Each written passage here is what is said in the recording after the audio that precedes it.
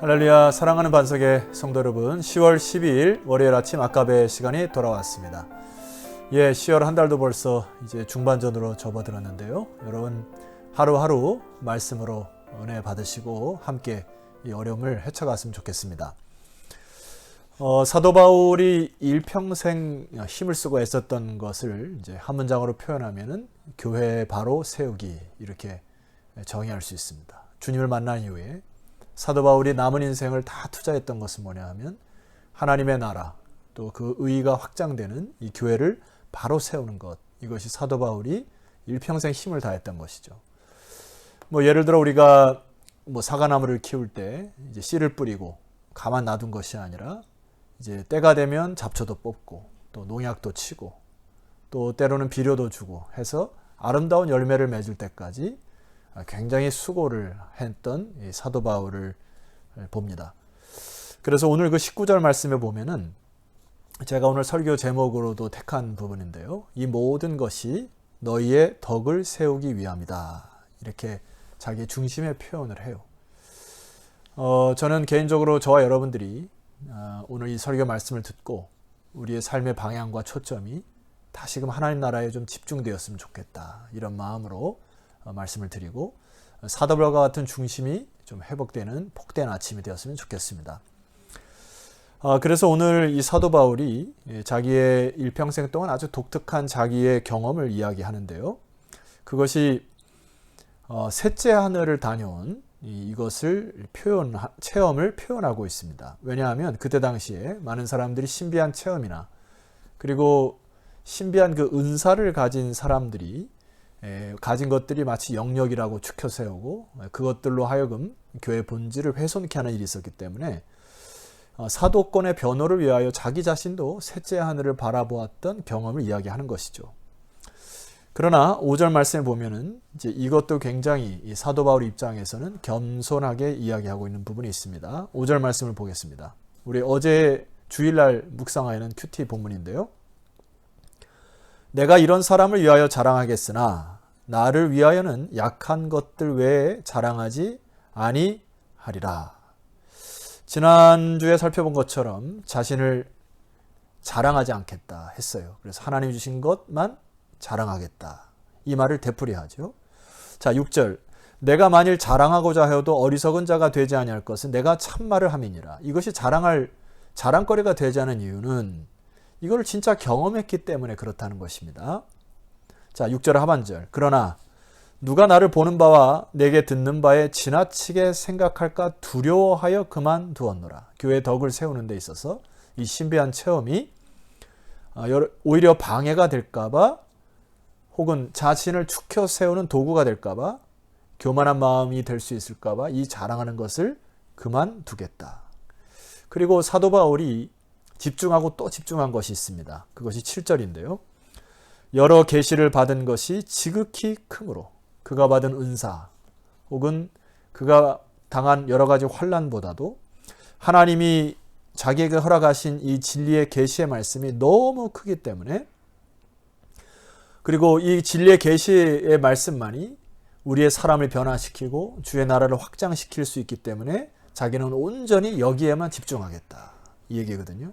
그래서 7절 하반절에 보니까 너무 자만하지 않게 하시려고 내 육체의 가시 곧 사단의 사자를 주셨으니 이는 나를 쳐서 너무 자만하지 않게 하려 하심이니라. 오히려 자기 몸에 육체의 가시를 주었다고 고백하고 있습니다. 많은 주석학자들에 의해서 이 사도 바울의 육체의 가시는 두 가지로 병을 압축을 합니다. 첫 번째는 안질이었을 것이다. 그리고 또 하나는 극심한 류마티스 관절염을 앓았을 것이다. 자, 그러한 고통 속에서도 이러한 것들이 나를 자만하지 않도록 해서 오히려 내가 약함으로 인하여 오히려 하나님의 영광을 드러낼 수 있는 도구가 되는 것에 대하여 사도 바울은 그의 생각과 마음을 바꿉니다. 그러나 이 일이 너무나 고통스럽고 힘들었었던 것을 알 수 있는데요. 자, 8절 말씀 보시게 되면은 이것이 내게서 떠나가게 하기 위하여 내가 3번 주께 간구하였더니, 자, 3번씩이나 주께 정성 들였게 기도를 했음에도 불구하고 이제 하나님으로부터 응답이 이렇게 되어졌죠. 나에게 이르시기를 내 은혜가 내게 족하도다. 이는 내 능력이 약한 데서 온전하여 짐이라 하신지라. 하나님의 사인은 너의 약함이 오히려 강함을 드러낼 수 있는 도구가 되고 온전할 수가 있기 때문에 그것이 족하다. 이렇게 해서 결과적으로는 치료받지를 못하게 됩니다. 그런데 9절 하반절에 보니까 사도 바울의 고백입니다. 그러므로 도리어 크게 기뻐함으로 나의 여러 약한 것들에 대하여 자랑하리니 이는 그리스도의 능력이 내게 머물게 하려 함이니라. 사도 바울이 이제 자기의 기도를 응답을 해주시지 아니하는, 확답을 주지 않은 것에 마음을 접고 자기의 은혜 속에서 이제 강건하기를 원한다. 이런 부분이 있습니다. 그리고 내 은혜가 내게 족하다 하고 결론을 맺습니다. 사실 우리가 인생을 살아가다 보면 말입니다. 많은 사람들, 또 목회자들 중에도, 또 수많은 영적 리더십들 중에서도 이런 은사와 기적들을 경험하고서 마치 그 능력이 자기가 커서 그런지, 혹은 자기가 뭔가 대단한 사람처럼 여겨져서 그 은사를 체험하고 기적을 경험하고 나서 폭망한 사람들을 많이 만납니다. 이 교만이 패망의 선봉이 된 것이죠. 그러나 사도 바울이 육체의 가시를 뭐라고 생각하냐면 교만할 수 없게 만드는 하나님의 안전장치로 기쁨으로 인정합니다. 그리고 이 안전장치는 그리스도의 능력이 자기에게 머물게 한 장치로 재해석을 하게 됩니다. 여러분, 우리에게 이러한 자세가 필요하죠. 여러분에게도 약한 것이 있을 수 있고 아킬레스 건과 같은 것이 있는데 그것이 오히려 우리를 온전케 하시는, 그리고 하나님의 계시가 드러나는데 중요한 도구로 사용되지는 재해석의 은사가 또 여러분 안에 있기를 소망합니다. 그래서 1차적으로 사도 바울이 그의 질병에 관하여 이렇게 결론을 짓습니다. 10절입니다. 그러므로 내가 그리스도를 위하여 약한 것들과 능욕과 궁핍과 박해와 곤고를 기뻐하노니 이는 내가 약한 그때의 강함이니라. 참 신앙의 놀라운 힘을 경험합니다. 여러분의 약함을 자랑하는 하루가 되었으면 좋겠어요. 그리고 육체의 가시, 다른 사람이 보기에 참 부끄러운 부분들이 있을 수 있습니다. 그러나 그것이 오히려 하나님 손에 붙들릴 때 하나님이 강하게 하시는 능력을 경험하시는 이번 한 주간이 되었으면 좋겠습니다. 자, 계속해서 오늘 본문을 쭉 읽어 내려가다 보면은 사도 바울이 고린도 교회를 바로 세우기 위한 그의 중심을 느낄 수 있는 부분이 있습니다. 자, 14절 말씀 보실까요? 보라, 내가 이제 세 번째 너희에게 가기를 준비하였으나 너희에게 폐를 끼치지 아니하리라. 유독 이 고린도 교회를 여러 차례 방문하기를 원했습니다만 그게 잘 안 됐어요. 그런데 14절 하반절에 보니까 내가 구하는 것은 너희의 재물이 아니요 오직 너희니라. 예루살렘 교회가 어려워져서 헌금을 독려했지만은 내가 너희들에게 방문하려고 하는 목적은 헌금을 모금하려고 하는 것이 아니고 오로지 관심은 너희밖에 없다. 너희들이 알지 않느냐? 13절 보세요. 너희들에게 유독 폐를 끼치지 않기 위하여 나는 너희들에게 개인적인 헌금을 요구하지도 않았고 오히려 내 관심은 너희 영혼의 교회 세우는 데에 온전히 집중되어 있음을 너희가 알지 않느냐? 그리함으로 거짓 선지자와 이단들을 주의하여 그들을 철저히 제거하라는 메시지죠. 14절 하반절의 말씀 보니까 어린아이가 부모를 위하여 재물을 저축하는 것이 아니요 부모가 어린아이를 위하여 하느니라. 이게 사도 바울의 그 아비된 심정의 메시지죠.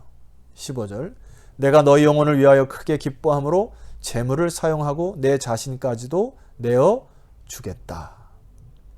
너에게는 사역비에 대한 짐을 지우고 싶지도 않다. 그리고 지금 오히려 내 자신을 내어 주어서라도까지도 너희들에게 하나님의 계시, 진리를 온전히 전하고 싶고 하나님 원하시는 건강한 교회로 세우시기를 바란다 라는 것이 사도 바울의 아비의 심정입니다. 사랑하는 성도 여러분, 오늘 우리가 개인적인 많은 생각들이 있을 수 있어요. 그러나 이 사도 바울의 아비의 심정이 회복되기 시작할 때 비로소 우리는 연합할 수 있는 놀라운 축복의 자리로 갈 것입니다. 그래서 기도하셔야 되죠. 하나님, 우리가 사도 바울의 이 중심과 열정을 본받게 하옵소서. 결론적으로 그럼에도 불구하고 계속해서 사도 바울과 고린도 교회 사이를 갈라놓는 사람들이 있었고 사단의 끊임없는 유혹이 있었음을 봅니다. 자, 16절 말씀 보시면은 하여간 어떤 이의 말이 내가 너희에게 짐을 지우지는 아니하였을지라도 교활한 자가 되어 너희를 속임수로 취하였다 하니. 자, 일전에 말씀드렸던 이 통신이 또 여기서 발생이 되죠. 카더라 통신. 어떤 교활한 자가 나타나서 사도 바울이 너희를 속였다고 자꾸 얘기를 하는 거예요. 자기가 했던 말을 뒤집어서 얘기하기도 하고 하지 않았던 얘기를 함으로 인하여서 자꾸 이 리더십과 성도들 간의 관계를 틀어버리는 이 사단의 유혹이 많이 있었다는 것을 사도 바울이 듣고 있습니다. 여러분, 카더라 통신 조심하셔야 됩니다. 17절 말씀 보니까 사도 바울의 변론이 이어져요. 잘 들어보세요. 내가 너에게 보낸 자 중에 누구로 너희의 이득을 취하더냐. 전혀 너희들에게 물질을 요구하지 않았다는 얘기입니다. 18절. 내가 디도를 권하고 함께한 형제를 보내었을 때도 디도가 너희의 이득을 취하더냐. 디도가 너희에게 어떤 사례를 요구하더냐. 우리가 동일한 성령으로 행하지 아니하더냐. 동일한 보조로 하지 아니하더냐. 우리가 너희들이 나갔을 때 세상의 유익과 이익을 취하려고 했던 어떤 행동이 있었느냐? 전혀 그렇지 아니하지 않느냐? 19절 말씀 보세요. 단호하게 말씀합니다. 너희는 이때까지 우리가 자기 변명을 하는 줄로 생각하는구나. 우리는 그리스도 안에서 하나님 앞에 말하노라. 사랑하는 자들아, 이 모든 것은 너희의 덕을 세우기 위함이니라. 사도 바울과 속이는 자의 독특한 특징이 있습니다. 사도 바울은 19절의 말씀 보면 내가 하나님 앞에서 말한다. 한 점 부끄럼 없이 너희들에게 권면한다. 속이는 자들은요, 뒤에서 얘기를 해요. 이렇다 저렇다. 누가 어쩌다더라 저쩌다더라. 사실이 아닌 걸 가지고 자꾸 사단에 유혹받아서 교회에 끊임없는 무리를 일으키는 것을 거부하셔야 합니다. 오로지 하나님 앞에서 진실함을 회복하는 저 여러분 되었으면 좋겠습니다. 우리는 이번 한 주간 동안 기도해야 될 것이 어제 말씀드렸던 것처럼 성령의 충만을 위해서 기도하셔야 합니다. 성령이 마지막에 파라클레토스 기억하시죠? 우리 옆에서 변호하실 뿐만 아니라 하나님 앞에서 증언하실 그때에 우리의 모든 실상과 우리의 모든 억울함들을 드러내시고 신원하실 날이 곧 올 것이에요. 그러므로 조금 불이익을 당한다거나 또 억울한 것들을 당하더라도 좀 참으셨으면 좋겠고요. 그리고 쉽게 다른 사람의 흠이나 교회를 무너뜨리는 이러한 카더라 통신을 좀 접었으면 좋겠고, 우리가 온전히 하나님의 영에 감동되어 교회 바로 세우는데 힘을 다했으면 좋겠습니다. 말로는 어떤 것도 다 할 수 있어요. 그러나 이 시대에 누가 누구에게 이렇게 해라 저렇게 해라 지시하기보다는 하나님의 영에 감동되어 하나님 주신 사인 받고 여러분 삶의 현장에서 액트 움직이시고 순종하시고 또 나아가시기를 소망합니다. 그래야 이렇게 기도하셔야 돼요. 에스겔 36장 26절. 또 새 영을 너희 속에 두고 새 마음을 너희에게 주되 너희 육신에서 굳은 마음을 제거하고 부드러운 마음을 줄 것이며. 하나님의 영에 역사하면 우리들의 굳어진 마음들이 어떻게 해요? 부드러운 마음으로 변하기 시작한다. 사도 바울과 같이 아비의 심령으로 변한다. 마음이 크게 되어서 품을 수 있는 넉넉한 마음이 성령께서 주시는 마음입니다. 사랑하는 성도 여러분, 교회의 덕을 세우기 위하여 오늘도 함께 기도하시고 작은 실천을 통하여 하나님의 영광을 돌리는 복된 아침이 되기를 주의 이름으로 축원합니다. 기도드립시다. 하나님 아버지 감사합니다.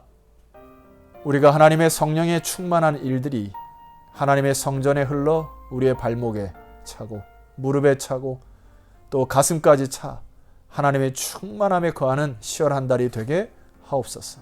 그리하여 온 성도들이 힘을 다하여 교회의 덕을 세우는 일에 힘을 다하게 하셔서 서울반석교회가 구원의 방주로서의 기능을 회복할 뿐만 아니라 이 사회를 변화하고 개혁시키는 그러한 주님의 교회가 되게 하옵소서. 예수 그리스도의 이름으로 기도드렸사옵나이다. 아멘. 자, 성도 여러분, 월요일 아침 좀 힘들고 지칠 수가 있습니다. 그러나 하루하루 주의 말씀으로 이겨가시고 승리하시고 내일도 여지없이 아까베로 찾아뵐 테니까요. 내일은 고린도후서 마지막 13장입니다. 기대하시고 내일 아침 뵙겠습니다.